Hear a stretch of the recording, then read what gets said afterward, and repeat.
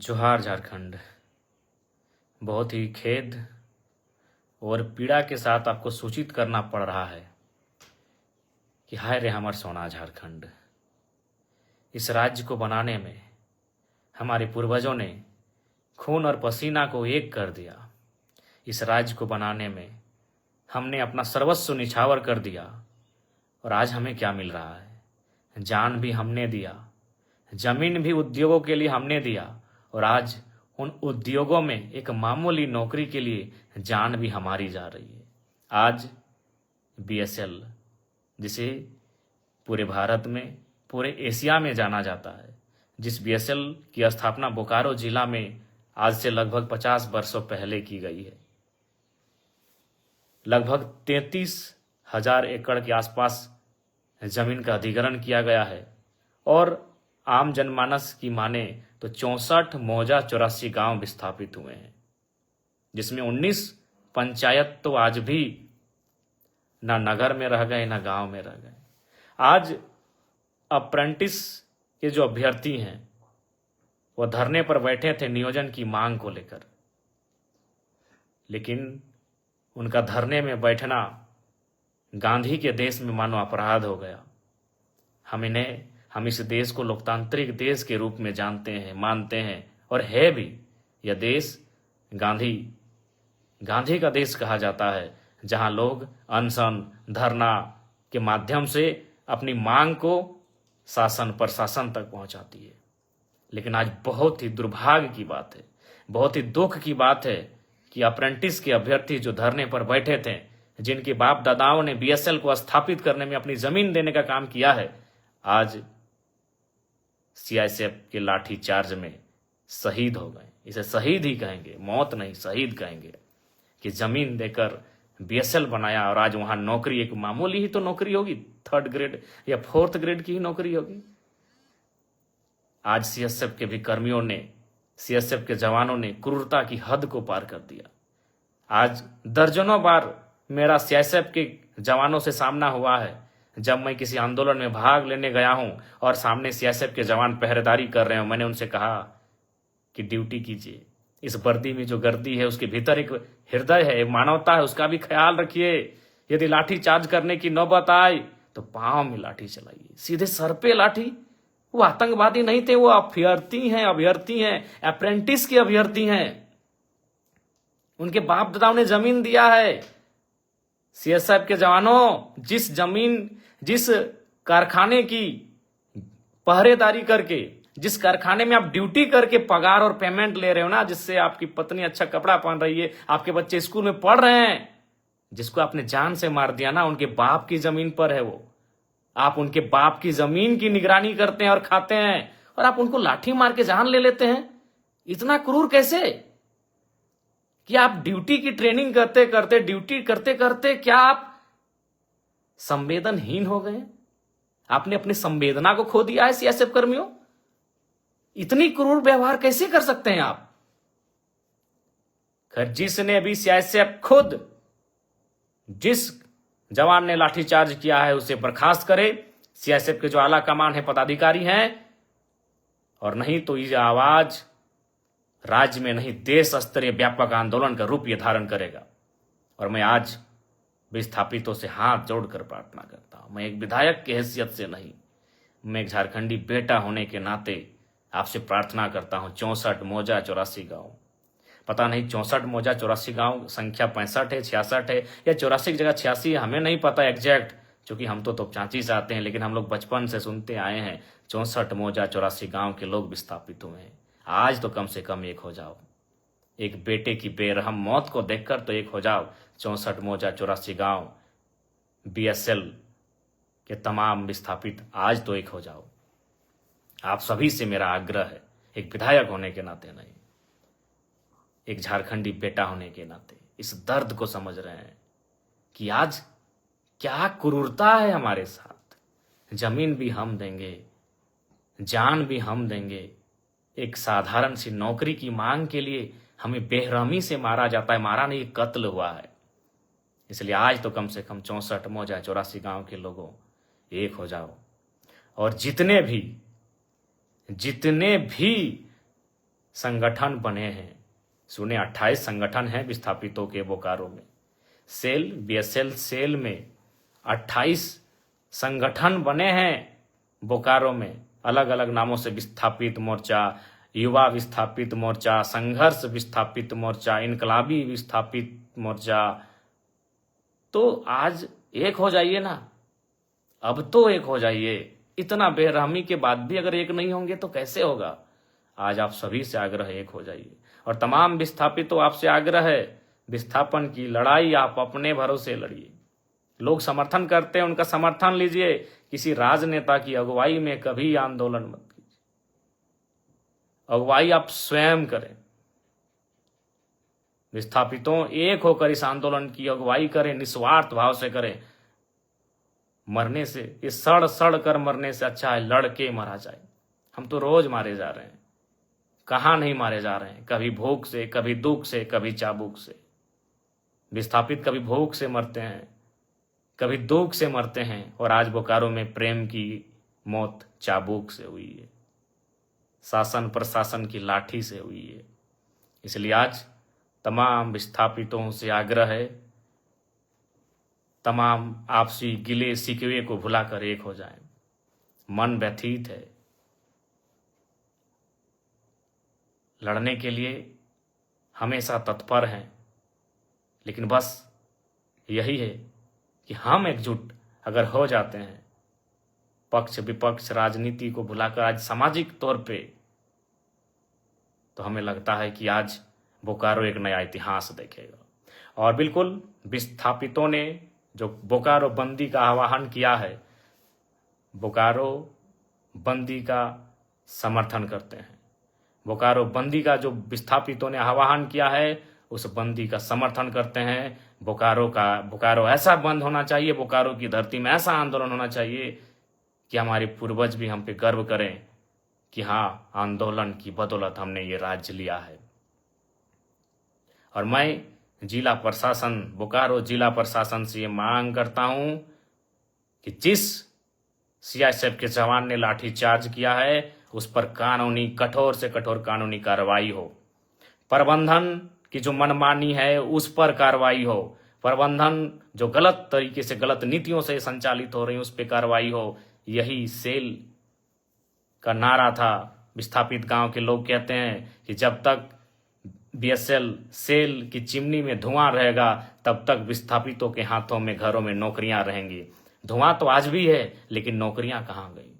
धुआं आज भी है, नौकरियां कहाँ गई? हम आज तो बेमौत मारे जा रहे हैं, हम कुचले जा रहे हैं। झारखंड के तमाम विस्थापितों, बीएसएल कोई अमर हो के नहीं आया है। न बीएसएल ने अमृत तो पान किया है, अमृत का पान किया है।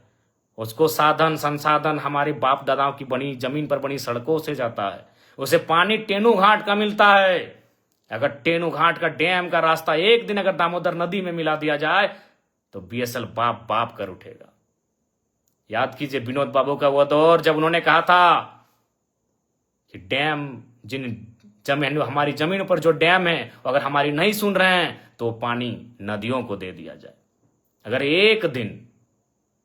एक दिन विस्थापित ये ठान ले टेनू घाट का पानी बीएसएल को जाता है, अगर उस पानी को अगर हम केवल शिफ्ट कर दें दामोदर नदी में, तो बीएसएल बाप बाप कर सकता है।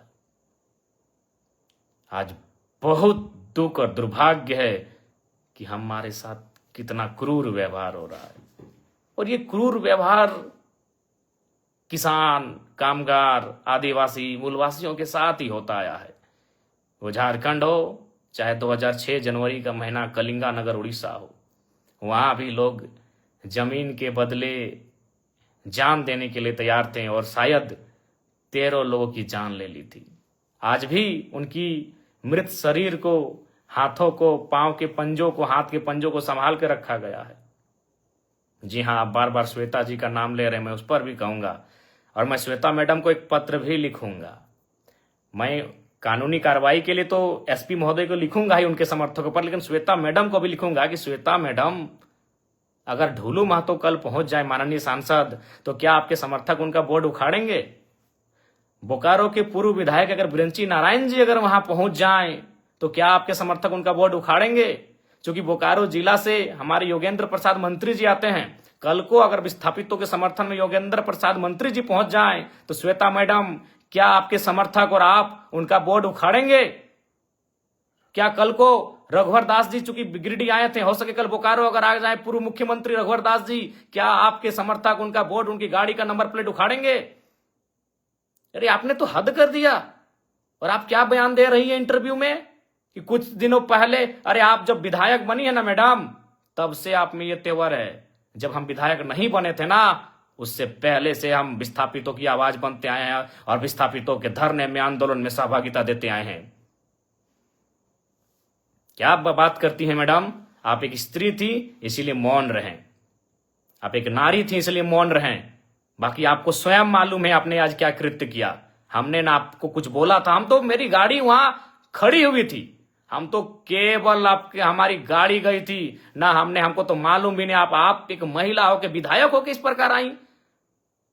पहले तो विरोध किया, हमने आपसे पूछा कि मैडम क्या बात है, क्या बात है? आपने पहला लाइन यही कहा कि मेरा विधानसभा है, आप कैसे आ सकते? हद है भाई। कल को मैं पूछ रहा हूं, बोकारो के ही मंत्री योगेंद्र प्रसाद, अगर कल को योगेंद्र प्रसाद आ गए उस धरने में, उस बंदी में, या फिर बीजीएच अगर पीड़ित परिजनों से मिलने के लिए, या फिर उस गेट में जहां विस्थापित धरने पर बैठे हैं, तो क्या विधायक मैडम आप योगेंद्र प्रसाद जी का विरोध कर पाएंगे?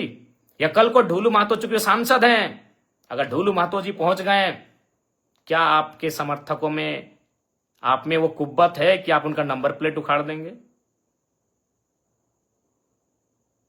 बड़ा दुर्भाग्य लगा मैडम, बड़ा दुर्भाग्य। आप क्या बयान दे रही हैं कि कोई माहौल खराब करे? तो मैं देखता हूं अगर कल को ढूलू महतो जी जाते हैं, बिरंची नारायण जी जाते हैं, तब आप क्या बोलते हैं। देखिए, मैं आपको स्पष्ट कहना चाहूंगा, सबको नहीं पच रहा है कि जयराम महतो किसी आंदोलन में आए, क्योंकि अगर वो आएगा तो सट्टी की बात होगा। और बाकी कहना नहीं चाहिए मैडम, लेकिन जब आपने हद पार किया है तो मैं सुनी सुनी खबर आपको सुना दूं। सुने आपके घर में आपके रिश्तेदार कहिए या आपके खास कहिए, उनको ठिका मिलता है बीएसएल में। तो ये दोहरी राजनीति मत कीजिए विधायक मैडम। अभी आप दुख जता रहे हैं और आपके ही लोग वहां ठिका लेते हैं। तो असली बात तो जनता को मालूम है कि आपको तकलीफ जयराम महतो के जाने से तकलीफ क्यों हुई, क्योंकि आपको मालूम है कि जयराम महतो आएगा तो दूध का दूध और पानी का पानी बात होगा। ये किससे छुपा है? चलिए, नाम लेने में अचरज का है। सुने आपके पति महोदय को वहां ठिका मिलता है, अभी करोड़ों का ठिका मिलता है, तो आप में हम, मुझे देखकर आपका बौखलाना तो लाजमी है। चलिए, फिर भी बुरा नहीं मानते हैं, क्योंकि लड़ाई विस्थापितों की है, लड़ाई विस्थापितों की है। बाकी हमारे समर्थक, हमारे कार्यकर्ता आपको मर्यादित रूप में उत्तर दे देंगे। आपको गांव जाना है, गांव में हमारे कार्यकर्ता, हमारे समर्थक आपको उत्तर दे देंगे, नियमता देंगे।